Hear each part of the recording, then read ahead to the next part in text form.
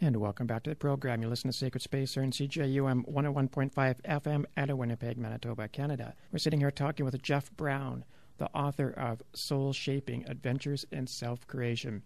Here's a question that you asked in the book, and I'm going to ask you. Can you live an authentic life out of touch with the trauma buried below?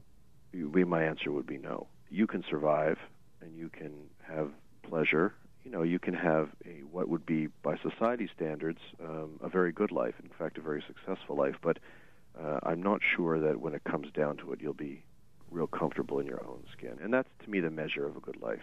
Yeah. How do you feel in your bones? How do your soul bones feel when you wake up in the morning? I think that's why there's so many people walking around empty. It's just zombie land. There's just a lot of zombie energy happening. It's not obvious because they're hyped up on caffeine, but so you get a little confused. They seem alive, but yeah, I think it's changing. I think that the spiritual activism is rising to the forefront of consciousness now. I think people, even in very mainstream trips that are seemingly locked in, there's like cracks or fissures in their structures. I think the Earth Hour thing alone indicates that we are starting to connect to each other on a bigger scale level now. But there's still a lot of that. I mean, I'm on St. Clair Avenue in Toronto, and I see people with their Starbucks coffees on the way to work in the morning, and, they're locked in, a lot of them, and need help to realize that there's another way to live their lives. Yeah. When was it? I think it was in 90.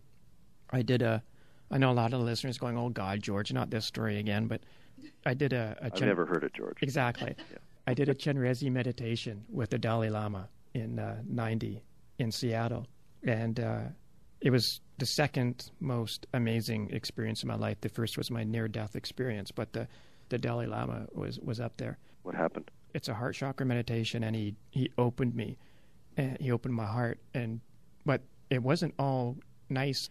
When I walked out of the building, again, even to try and describe what happened is no words for it. Yeah, there's no words. Only Rumi could put words to it. Yeah, exactly, and I'm not Rumi. When I walked out, being opened, I couldn't stop crying because we're like in downtown Seattle, and as we're walking and people walking by me, I could see their pain, and it was not a pretty sight. No. And so I said to my friend, I said, man, get me out of here, take me to a tree so that I can just put my focus into a tree and just, get lost in the grounding features of the tree. And it's not fun to be totally open sometimes when you're in a city. No. I mean, vulnerability and surrender, clarity like that. I mean, the world's not set up for it. It's not vibrating there. The collective unconscious isn't there yet. So when you crack into that and then try to weave yourself back into the world, that's one of the most difficult things. You have to establish boundaries. You have to be able to get out of the system when you can. There's a lot of tools and techniques you have to employ, I think, to be able to live in that way. Yeah. Absolutely. So here's another question that you ask. Can you be both successful and emotionally healthy?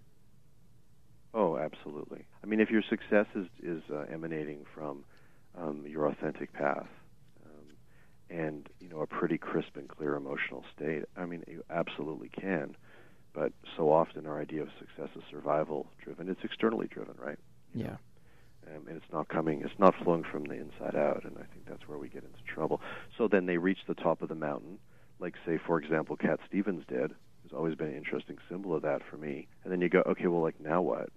I mean, this is not, I get this, I can do this, but now what? And, the Buddhists say you have to become something before you become nothing. And when you become nothing, you become everything. So for a lot of us, including myself, I mean, I had to work for Eddie Greenspan. I had to prove what I proved to myself during my apprentice year with him in order to be able to take less of a mainstream path in my life. Yeah. So it's complicated. Yeah, as Carlos Castaneda would say, that was your petty tyrant. That was my petty tyrant? Yeah. Oh, right. Yeah. I like it. Yeah, he's a cool dude. Yeah, I think he would have been an interesting guy to meet. In your chapter 4, you talk about the spiritual... Well, first you talked a little bit about Maslow's hierarchy, and I'm a big believer in Maslow's hierarchy. I think that it's a very... you need certain physical and emotional and mental foundations laid before you can go on and get to that spiritual enlightenment, as people like to call it. Well, whatever you call it. Like if you're worried about paying the rent, you're not going to be doing the nuanced work around what your innate image is in this lifetime. That's for sure. Yeah, exactly. Yeah, it certainly will get in the way. Yeah. So what is the spiritual bypass? Spiritual bypass is this, it's like trying to detach. It's like trying to find God in an avoidant way. It's almost like you're on Earth and you don't like it here, and you want the relief of that ultimate experience, but you want it in a premature way. So it's like the tendency to jump to spirit prematurely. So quite often you'll encounter bypassers kind of doing the yoga trip, and they're all blissed out in their eyes, and they're like, there's like a sense of superiority in their energy, for example. A lot of meditators meditate not to get more into their body, but to get out of their body, to have a peak experience outside of the body. And that's as opposed to what I call ascending with both feet on the ground, which is that you work your way up through your body and your chakras. So when you come to God, you come to God from a true place that's grounded. Your feet are planted on Mother Earth, and when you go higher, it's like a lightning rod that comes from the earth on up, and that's sustainable. That's a more sustainable state of enlightenment or wholeness than the bypass. Bypassers invariably, I know I've dated many of them, they inevitably fall back down to earth at some point along the way, because they didn't come to God organically. They came to God avoidantly. It's a totally different experience. I get in trouble for saying this sometimes, but I look at there's only two types of meditation as far as I'm concerned, and that's active and passive. Mm-hmm. Passive meditation is where you sit there and you try and go blank and experience nothingness. And active meditation is everything else. Right. Whether you're walking, driving, watching TV, doing a radio show, it's all meditation. And when I think it can be a trap to go and meditate, because it can be medication. Yeah, it's avoidance. Yeah, absolutely. Like all this kind of detachment, like Tolle's work, like a lot of these people, what is very important to have a detachment experience. It is very important to get up and out of our localized lens, to have a glimpse of something bigger, deeper, wholer, all of that. It's fine. But at some point, I think meditation is a wonderful tool for actually learning about what's inside of us. Not trying to go blank, but actually trying to excavate our emotional holdings, I mean, it's all about your intention when you sit down to meditate. That's it right there, intention. Yeah. It just seems sometimes that it's like people want to go into this to separate from themselves, but my thought was, isn't it not to separate yourself from yourself? Well, if they're in too much pain, or if they've been in a really condensed reality that's constricted and uncomfortable for too long, they won't continue on the path until they have a glimpse of something bigger that does take them outside of their localized lens. So there's a place for it. But the art form of this path is like when to do the same act for a different reason, right? So when I first started to meditate, it was essential that I went blank so that I wasn't tripped out on my neurotic tapes all the time. But once I kind of got that and got, okay, so there's a me independent of my neurotic tapes, right? Mm-hmm. Internalized tapes. Then it was like, okay, well, now let's use meditation as a tool to get inside of that material and to try to heal some of it, right? But at first, I'm not so sure that that's really possible for people. I think they really need to get away from themselves for a little while. But they got to remember to come back, And a lot of times the teachers aren't teaching them to come back. Yeah, that's the problem. I think so. And that's because the teachers don't want to come back, right? I mean, the guru is really just basically embodying the particular trip that he or she needs to go on. We forget that and make the assumption that they've got it all figured out, and of course it's just not true. Yeah, exactly. Yeah. In your Feathering My Nest, you talk about the grumble theory. What's the grumble theory? Well, that's Maslow's theory. It's part of the hierarchy of needs. It's the idea that we reach a certain stage in the hierarchy. Say, for example, we honor our more basic physical needs. Our rent is covered. We got food on the table. There's heat in the house. Then once we assimilate that, we integrate that we're at that place, then we start to feel a little frustrated because we want to grow to the next stage. We grumble, right? We feel agitated. Frustration is the harbinger of change. So instead of seeing our frustration as a sign that there's something wrong with us, we see it as actually something that's calling out to us to move us in the next direction. And later in the book, I call it soul grumble. So I go a little bit farther and spiritualize the concept because he's psychologizing the concept.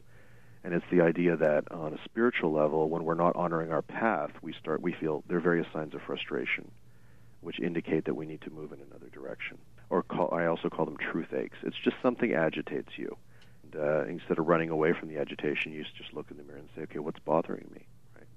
Because it's trying to tell you something. And that's what I think you termed the soul speak. Right, absolutely. Yeah, I mean, your soul talks to you.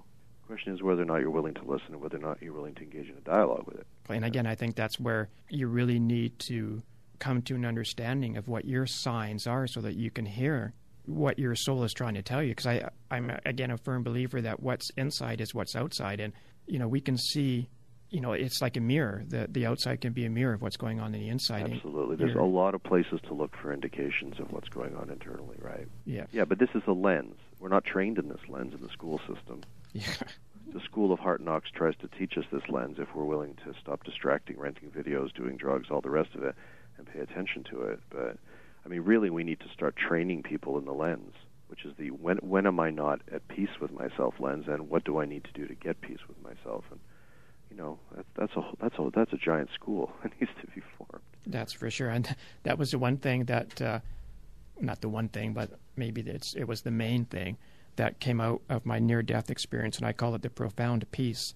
And that's what I brought. I don't want to say that's what I brought back, because that's not really it. It's just what came back. Right. I don't think I brought it back. I think it just came back. So in this near-death experience, would you feel like sharing any of that? What had happened to you? I had a grand mal seizure in 1989, November 15th. That's an epileptic seizure? Yeah. Okay. Yeah, I've had, how many? Three or four over the years. But that was my main one. I've had a couple. The other three were pretty bad, but not quite that bad. That was where I died, and Dad got me breathing again. By the time I woke up, when the paramedics were giving me oxygen, but it was a wicked frickin' experience, I tell you. Again, it's something hard to explain. Think of space. I don't want to say the void, because it was like space, but inside the space was a doorway. It was a doorway of light. But that doorway of light, even though it looked like it had form and had it was 6 feet by 3 feet or whatever, but it was actually the same size as all of the darkness around it. I can't explain it any other way than that. And you were in the experience, but you still had a witness that was watching the experience. Yeah, exactly. Interesting. Yeah, it was very cool. And I was set to go through that doorway when it's like my consciousness heard my name. And it was like this echoing, George, George, George, George. And I didn't have a body, I just had a consciousness. But it was a consciousness that I felt I was one with everything and everybody, but I had no attachments. It was like I loved everybody, I loved everything, and I could go and put my focus anywhere I wanted, but because I had no attachments, I didn't have to. Right. I could just be it all. And then when I heard that thing that my consciousness recognized, maybe it wasn't my name, I don't know, maybe it was just my mind creating something that I was familiar with, but it felt like it was my name.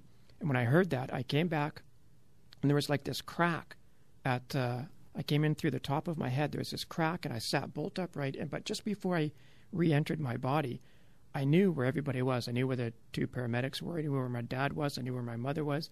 And I sat bolt upright, looked over at my mother, and said, everything's going to be okay. And then they were feeding me oxygen, which I just loved. I love the oxygen. I tell you straight, oxygen is really nice. It's really clearing, but it's really nice. And so they wanted me to go to the hospital, and I was saying, no, I don't want to go. But I couldn't sign my name. I couldn't remember how to write. So I couldn't sign the papers, refusing, to go to the hospital. Right. So I decided, hell with it, I'll just go wherever the oxygen is going. Right. Follow the oxygen wherever it goes. Yeah, exactly. So I went and I stayed for, I don't know, maybe 15 minutes and then said, you know what, let's just go home. Wow. And so I just went home. What an experience. I often wonder if what happens before we die is all our defenses break away and we just allow ourselves to nestle into the truth of the moment, as it always is, which is that unity experience or something. I truly think it is. And I mean, I never really had a fear of death before, but I now totally have no fear of death, because if that's anything like it, like I say, that profound peace that came back with me is so... I mean, the Dalai Lama was cool, but that profound peace, man, blows that away. Right on.